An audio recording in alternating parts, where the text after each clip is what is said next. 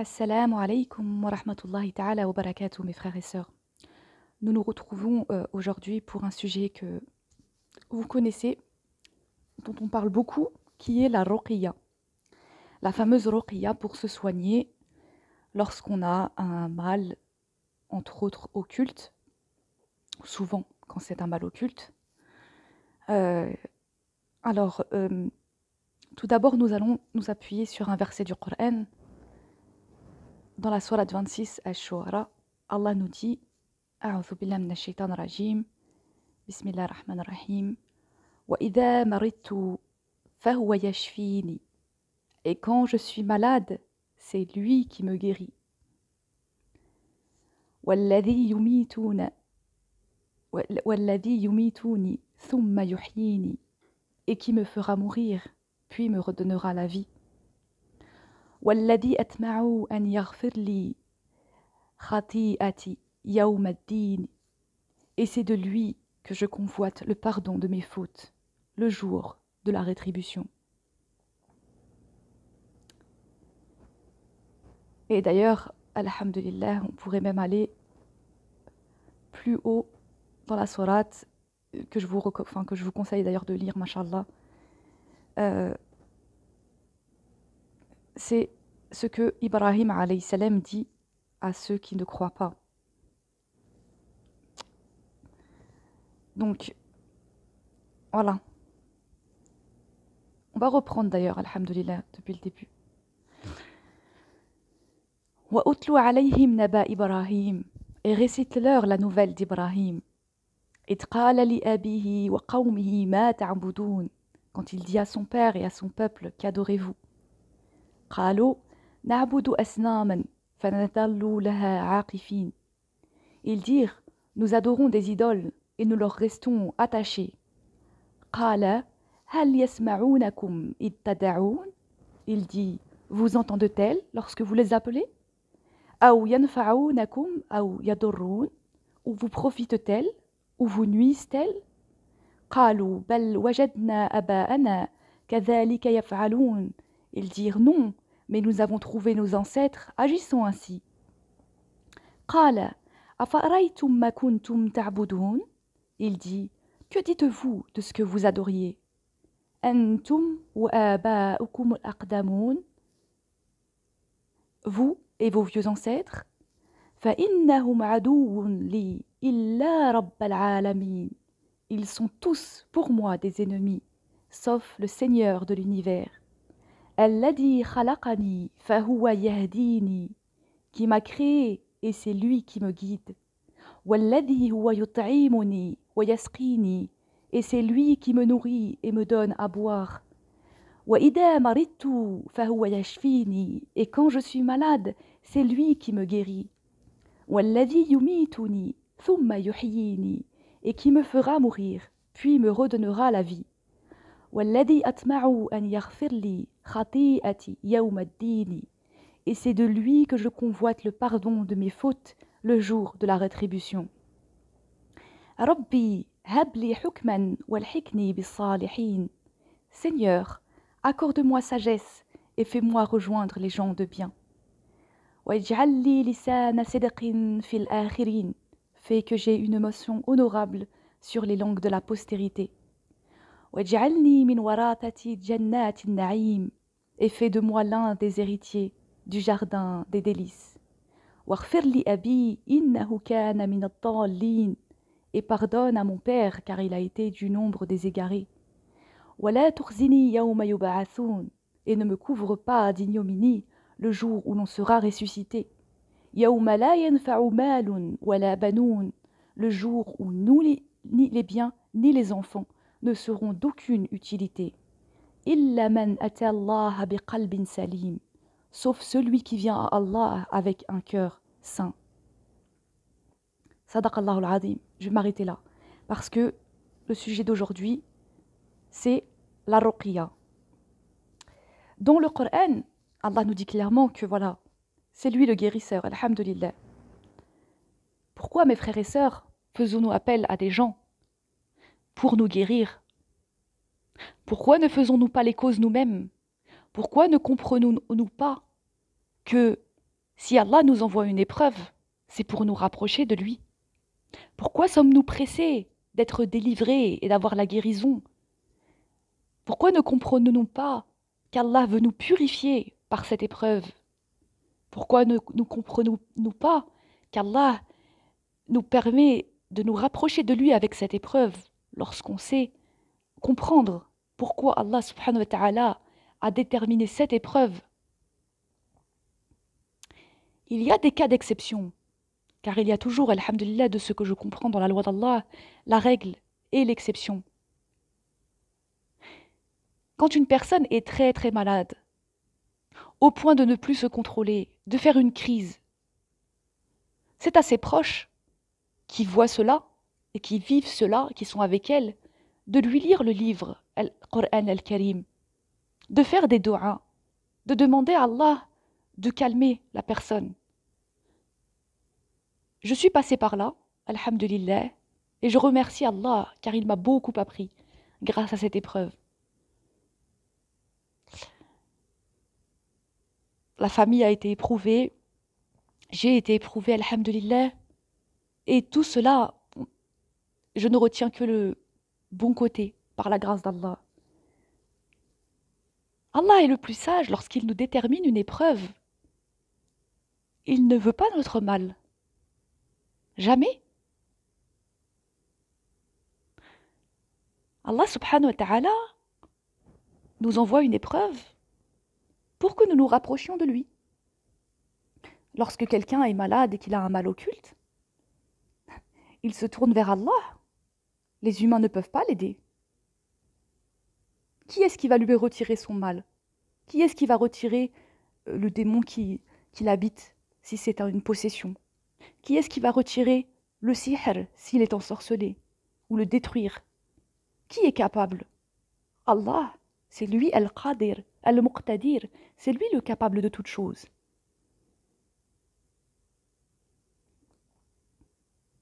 Lorsque nous faisons appel à quelqu'un d'autre, insidieusement, c'est comme si nous nous en remettions à quelqu'un d'autre. Où est notre confiance en Allah subhanahu wa ta'ala? Vous allez me dire que oui, c'est permis parce que une personne, elle peut aider, mais on peut en même temps avoir confiance en Allah. Mais entre demander au roi des rois la guérison, faire les causes pour lire le Coran, avoir la récompense de lire le Coran, parce que plus on lit le Coran avec difficulté, plus on a de la récompense. Allah, c'est le plus généreux. Il voit la différence entre celui qui lit avec peine, qui lit avec douleur, qui lit parce il souffre d'un mal occulte et qu'il a besoin de demander à Allah et qu'il lit la parole d'Allah pour le soigner et pour qu'Allah lui accorde de la guérison, et celui qui va le lire de manière tranquille parce que, alhamdoulilah, il ne souffre pas de ce type de mal. Il faut faire attention, mes frères et sœurs. Il faut faire attention car, alhamdoulilah, il y a de très très peu, mais par la grâce d'Allah, il y a des frères qui lisent le Coran, qui ne demandent rien, pas d'argent, pas d'intérêt, mais aller confier son être à quelqu'un, alors qu'on est à la fin des temps. On ne sait pas qui travaille avec qui. Et le plus pieux la plus pieuse des personnes peut se présenter devant vous en apparence, alors que cela cache autre chose. Et peut-être que le fait d'avoir fait appel à cette personne va vous causer plus de tort. Revenons à Allah subhanahu wa ta'ala. Soyons patients face aux épreuves. Soyons actifs face à nos épreuves. Ne soyons pas passifs, n'attendons pas que quelqu'un vienne nous délivrer. C'est Allah qui délivre, c'est Allah le secoureur, c'est Allah le protecteur, c'est Allah le guérisseur. Celui qui est malade, que doit-il faire? Invoquer Allah subhanahu wa ta'ala, lire le Coran. Le Coran, Allah dit bien que c'est une guérison. Allahu Akbar. Le prophète sallallahu alayhi wa sallam, quand il est tombé malade, qu'a-t-il fait? Est-il parti voir un raqi? Alhamdulillah, Allah l'a appuyé de 2 anges, alayhim salam, qui sont venus lui faire savoir où était cachée la sorcellerie. Qu'a-t-il fait? Il a détruit la sorcellerie, alhamdulillah. Et il y a eu c'était la cause qu'il y ait eu les sourates, les 3 dernières sourates qui sont, enfin, les Mu'awwidhatayn qui ont été révélées. Donc, alhamdulillah, la plupart d'entre nous, alhamdulillah, nous connaissons Qul a'udhu birabbil falaq wa Qul a'udhu birabbin nas. Et tout le Coran est une guérison en réalité, mes frères et sœurs. Même celui qui ne connaît pas le livre, il peut juste réciter Surat al-Fatiha. Celui qui ne connaît pas Surat al-Fatiha, il peut demander à Allah de l'aider. Allah, il est as-Sami' al-Basir. Il entend toutes choses. Parce que c'est vrai, il y a des gens qui ne savent pas lire. Je prends l'exemple des personnes âgées. Il y a des personnes âgées qui ne savent pas lire. Il y a des gens, selon leurs états ou leur état de santé, ou leur mémoire, etc., ben, ils ne connaissent pas forcément, etc. Et des fois, on peut être dans des états tellement difficiles qu'on peut ne pas être à même ni de prier, ni de... Voilà, subhanallah. Nous savons que la salat, c'est une lourde obligation pour les humbles. Mais sachez qu'il y a des grosses exceptions lorsque quelqu'un est très très malade, je sais pas moi, qu'il limite, qu'Allah nous préserve hein, de tout mal, mais qu'il vraiment il a des accès de folie au point que voilà, il sait même plus où il est même plus à même de faire la salat. Et Allah dit bien que pour la personne qui est entre guillemets folle, la plume est levée. Donc Allah, il voit, il sait, il connaît ses créatures et il connaît les situations bien mieux que nous. Mais il faut arrêter avec cela, le fait d'aller trouver des raqis, de payer des fortunes, de se ruiner, de retirer la confiance en Allah pour aller la donner ou la partager avec une autre personne qui est une créature, subhanallah. Ibrahim alayhi salam, il dit clairement, quand je suis malade, c'est lui qui me guérit. Allah, il guérit tout. Et il dit clairement, Allah subhanahu wa ta'ala, je ne sais plus si c'est, je crois, dans la sunna du prophète sallallahu alayhi wa sallam, que Allah, lorsqu'il envoie une maladie, il envoie aussi son remède. Donc, quand il y a quelque chose, une épreuve qui dure, ben Allah, il sait très bien pourquoi elle dure, cette épreuve-là. Parce que tout simplement, nous avons besoin de la leçon qui va avec cette épreuve. L'épreuve nous permet d'être éduqués. Alhamdulillah, c'est pour ça qu'elle existe, l'épreuve. L'épreuve nous permet de nous rappeler d'Allah subhanahu wa ta'ala, nous permet de nous rappeler qu'on est faible et qu'on a besoin d'Allah, qu'on a besoin de l'invoquer, qu'on a besoin de lui. L'épreuve va nous permettre de dépasser certaines choses, peut-être certaines peurs, va nous permettre d'apprendre certaines choses auxquelles on ne s'intéressait pas. Par exemple, c'est vrai que c'est très récent, ces dernières années, qu'on s'intéresse à la ruqya, à la hijama, etc. Mais à une époque, il y a quelques années en arrière, c'était quelque chose qui n'était pas très connu. Parce que généralement, les gens s'y intéressaient que lorsqu'ils avaient ce problème. Voilà. Mais la meilleure des ruqya, c'est celle qu'on se fait soi-même. C'est quoi la ruqya au final, mes frères et sœurs? C'est prendre la vraie ruqya, je veux dire, celle qui est halal. C'est prendre le Coran et lire sur le malade. C'est ni parler avec les djinns, ni parler avec les démons. C'est pas taper l'amitié avec eux, entre guillemets. Hein. Parce que, faut pas oublier une chose. Sur 99 mensonges, ils sortent une vérité. Il ne nous a pas été demandé de franchir la frontière entre le visible et l'invisible. Il y a une différence, mes frères et sœurs, entre celui à qui Allah permet de voir des choses ou de percevoir des choses. Mais il faut faire attention à la transgression des lois d'Allah. Si Allah, subhanahu wa ta'ala, a créé le monde visible dans lequel nous vivons, nous les humains, et le monde invisible, justement, par définition invisible, qu'on ne voit pas avec nos yeux physiques, c'est bien parce que Allah a décrété dans son ordre, dans sa création, que chaque chose a sa place. Et Allah est très ordonné. Allah aime l'ordre. Alhamdulillah. Le bon ordre. Pas celui des satanistes qui est le nouvel ordre mondial. Là. Eux, c'est plutôt le désordre en réalité. Allah subhanahu wa ta'ala, quand il a créé ces mondes-là, il a fait en sorte que nous nous les humains, nous n'ayons pas d'interaction avec les djinns. Il y a des djinns qui sont bons, hein. Alhamdulillah, il y a même des djinns qui valent même plus que nous, qui sont plus pieux que nous, plus proches d'Allah que nous, peut-être même des moudjahidines, etc. Fi sabilillah. Et il ne faut pas tout confondre aussi. Il y a une différence, mes frères et sœurs, entre les djinns, qui peuvent être comme nous les humains, c'est-à-dire croyants, athées, chrétiens, juifs, hindous, etc., etc., et les shayatines qui sont les démons, et qui, eux, font le mal. Et oui, mes frères et sœurs, ce n'est pas la même chose. Les anges, alayhim salam, combattent les shayatines, justement. Tout a été créé par pair, mes frères et sœurs, ou par opposé. Les djinns, les djinns sont des créatures d'Allah qui vont être jugées comme nous les humains. Donc il y a des bons, il y a des mauvais. Comme chez nous, il y a des bons, il y a des mauvais. Et qu'Allah nous accorde d'être parmi les bons. Quand Allah a mis cette frontière-là, comme je vous disais, pardonnez-moi parce que je n'ai pas préparé mon sujet, c'est pas pour qu'on aille, nous, chercher à rentrer dans ce monde, chercher à communiquer avec les djinns ou les shayatines ou autres. Au contraire, nous, on doit rester, entre guillemets, à notre place, apprendre la science, oui, alhamdulillah, c'est pas interdit. Mais on n'a pas, lorsqu'on fait une séance de ruqya, quoi qu'en disent les gens, et mon avis vaut ce qu'il vaut, et Allah c'est mieux, et si je me trompe, qu'Allah me pardonne. Mais si j'ai raison, qu'Allah vous fasse comprendre que ce que je vous dis est vrai. Je ne suis qu'une humaine qui donne son point de vue et qui espère ne pas se tromper.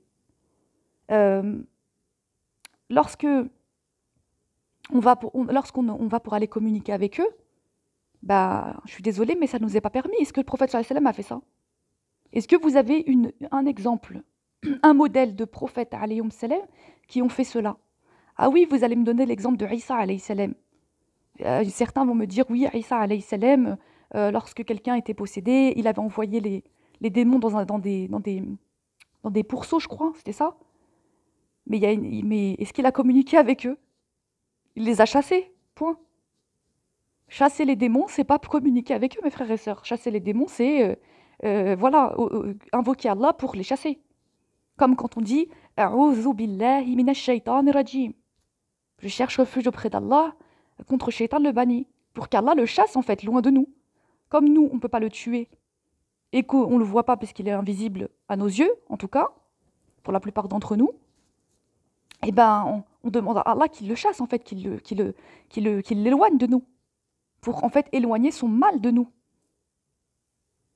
Donc, les démons, on les chasse, bi'idnillah, en demandant à Allah de nous aider à les chasser, bien sûr, en demandant à ce qu'Allah il les chasse, parce que lui, il est capable de toutes choses, pas nous. Les djinns, ils font leur vie, on fait la nôtre. Maintenant, quand il y a une épreuve, parce qu'il y a quelqu'un qui est ensorcelé, quelqu'un qui a une possession, etc., eh ben on s'en remet à Allah pour qu'Allah guérisse la personne concernée. Et nous, si on est la sœur du malade, le frère du malade, le père du malade, ou la mère du malade, ou ainsi de suite, ou le cousin, la cousine, ce que vous voulez, ou même l'ami, ou le voisin, ou peu importe, ben, on essaie d'apporter notre aide comme on peut, mais la meilleure aide qu'on puisse apporter à quelqu'un qui souffre de ce type de maux, c'est de lui dire de revenir à Allah, de lui dire d'invoquer Allah, de faire ses salats à l'heure, de faire ses ablutions au maximum à chaque fois, parce que les ablutions, c'est un bouclier de lumière, en fait, dans l'invisible. Donc quand on a compris cela, alhamdoulilah, par la grâce d'Allah, ben même quand il n'y a pas l'heure de la prière, dès qu'on perd les ablutions, ben on les refait, alhamdoulilah. Et tout en faisant attention à ne pas gaspiller l'eau, mes frères et sœurs, en essayant de mettre un récipient dans la salle de bain pour essayer de ne pas gaspiller. Parce aujourd'hui, alhamdoulilah, on ne se rend pas compte des bienfaits d'Allah. On est très ingrat. On a le robinet, entre guillemets, qui coule pour la plupart d'entre nous. Alhamdoulilah, on a de l'eau facilement. Mais on ne se rend pas compte qu'il y a certains qui n'ont pas qui n'ont pas cette facilité. Et on ne se rend pas compte que ne pas mettre de récipient, subhanallah, ben, on gaspille énormément d'eau quand on met le robinet coulé, qu'on est là à faire nos ablutions tous les jours, 5 fois par jour, ou plus pour ceux qui font leurs ablutions plus que la salade, et ben subhanallah, toute l'eau qui part, et ben c'est du gaspillage. Et Allah nous dit clairement dans le livre que les gaspilleurs sont les frères des diables, qu'Allah nous en préserve. Donc faisons attention, mes frères et sœurs, à cela, à ne pas gaspiller. C'est très important, qu'Allah nous aide à nous y faire penser et à appliquer le- la, la prudence là-dessus. Et voilà, lorsque quelqu'un est malade, ben on l'incite à lire le Coran, à s'en remettre à Allah, à placer sa confiance en lui. On lui rappelle aussi que la maladie, même si c'est un mal occulte, c'est une façon pour Allah qu'Allah nous accorde de se purifier de ses péchés, puisque même la piqûre d'un moustique, Allah nous retire de nos péchés. Subhanallah al-Azim. Souvent, quand il y a l'histoire des mots occultes, les gens sont là en panique. Ah oui, il faut vite qu'on se débarrasse de ce problème. Parce que c'est honteux, parce que c'est ennuyeux, parce que c'est dérangeant, parce que voilà, en gros, voilà, on veut se débarrasser. Mais subhanallah al-azim, on va pas se débarrasser, non. Enfin, oui et non, en fait, on se comprend. Oui, parce qu'effectivement, on va pas laisser une personne. Faut, Inch'Allah, combattre cette chose. En tout cas, si c'est un ennemi qui est là, etc. Donc, oui, ça il faut faire al-jihad, fi sabilillah, il faut combattre. Mais il faut se rappeler que si c'est une épreuve qu'Allah nous met, vous allez combattre qui? Vous allez combattre Allah subhanahu wa ta'ala et son décret? Ben non. Donc, en fait, simplement, demander à Allah de l'aide et accepter qu'Allah il nous ait fait descendre cette épreuve et que il sait lui pourquoi. Peut-être à cause d'un péché qu'on a fait, peut-être à cause d'une injustice qu'on a commise, peut-être parce que Allah il aime sa créature et qu'il veut la rapprocher, peut-être qu'Allah il veut apprendre à cette personne voilà des choses sur le monde invisible à travers cet état que la personne elle vit. Il y a beaucoup de possibilités et Allah seul les connaît toutes. Mais dans tous les cas, remettez-vous-en à lui. Remettons-nous-en à lui, subhanahu wa ta'ala. Quel que soit le mal, alhamdulillah, c'est Allah qui guérit. Et personne n'est au-dessus d'Allah, subhanahu wa ta'ala. Et il y en a qui pensent détenir des sciences de l'invisible. Et il y en a qui en ont des sciences de l'invisible, parce qu'Allah, des fois, il fait descendre sur ses serviteurs des choses. Mais attention, il y a aussi Shaitan le banni qui va faire croire à des personnes qu'ils ont des sciences alors que ce n'est pas le cas et qui va les duper ainsi. Et il y a il y a le malade qui va vouloir aller se soigner ou sa famille va l'emmener pour se soigner et finalement subhanallah au lieu de tomber sur des gens pieux, eh ben ils vont tomber sur des sorciers. Et hop, une petite chose de travers et hop, le shirk et hop, la foi n'y est plus. Vous imaginez à quel point c'est grave? C'est quoi le pire, mes frères et sœurs? Tomber malade, supporter sa maladie, ou aller vers quelqu'un qui va soi-disant nous soigner et qui va nous faire commettre du shirk ou faire commettre à notre famille du shirk pour qu'on se soigne, qu'on guérisse. Et peut-être même rajouter à notre état de mal. Donc mes frères et sœurs, il faut faire attention. La foi, c'est un cadeau précieux. Il ne faut pas jouer avec ça. Il n'y a rien d'acquis. Aujourd'hui, alhamdulillah, nous sommes musulmans, nous sommes soumis à Allah, nous aimons Allah. Demain, on ne sait pas. On ne sait pas ce qu'Allah décrétera pour nous. On espère toujours être du camp d'Allah subhanahu wa ta'ala. Inch'Allah ya Rabbi. On espère toujours mourir en pleine soumission exclusive à Allah. Mais il n'y a rien d'acquis et c'est Allah qui sait où chacun d'entre nous va finir. C'est Allah qui connaît le destin de chacun et de chacune d'entre nous. Ne jouons pas avec notre foi. Ne jouons pas avec notre cœur. Ne jouons pas avec la relation qu'on a avec Allah. Ne jouons pas avec ce qu'il nous a accordé de précieux. Ce cadeau précieux doit être gardé d'une manière très vigilante. Soyez prudents, mes frères et sœurs. Aujourd'hui, nous sommes à la fin des temps. Et il n'y a pas beaucoup de personnes dignes de confiance. Même s'il y en a, alhamdulillah, je ne dis pas qu'il n'y en a pas non plus. Mais il faut faire très attention. Voilà ce que j'ai à vous dire. Et désolé si c'était pas très structuré. parce que voilà, c'est de l'improvisation, bidnillah. Si je fais cette vidéo, c'est pas pour raconter ma vie, que les choses soient claires, c'est pour prévenir. Et moi, la première, hein, bien évidemment, quand je vous fais un rappel, je me le fais déjà aussi à moi. Bien évidemment que je suis pas au-dessus de vous et que si vous êtes mes frères et sœurs, que je vous aime en Allah et que je nous souhaite à tous la guider. Mais voilà, c'est Allah qui sait qui fera partie de son armée et qui ne fera pas partie de son armée. Et c'est Allah qui sait qui fera partie de son armée et qui va malheureusement trahir l'armée pour aller vers le mauvais camp. Qu'Allah nous en préserve, mes frères et sœurs. Je le souhaite à personne d'entre nous. Moi, je suis heureuse, alhamdulillah, quand il y a une personne qui justement faisait partie des égarés et qui guide et que Allah guide. Pour moi, c'est une grande victoire, alhamdulillah.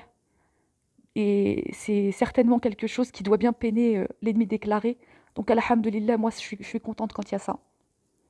Mais il faut rester humble parce que personne ne sait qui il est. Et c'est Allah qui nous connaît, qui sait qui on est. Donc, la guérison, c'est auprès d'Allah qu'il faut aller la chercher. Et quand elle ne vient pas, eh ben, il faut essayer de se remettre en question. Qu'est-ce qui ne va pas chez moi? Qu'est-ce que je fais de travers? Est-ce que je commets des péchés? Lesquels? Est-ce qu'il n'y en a pas un qui bloque ma guérison?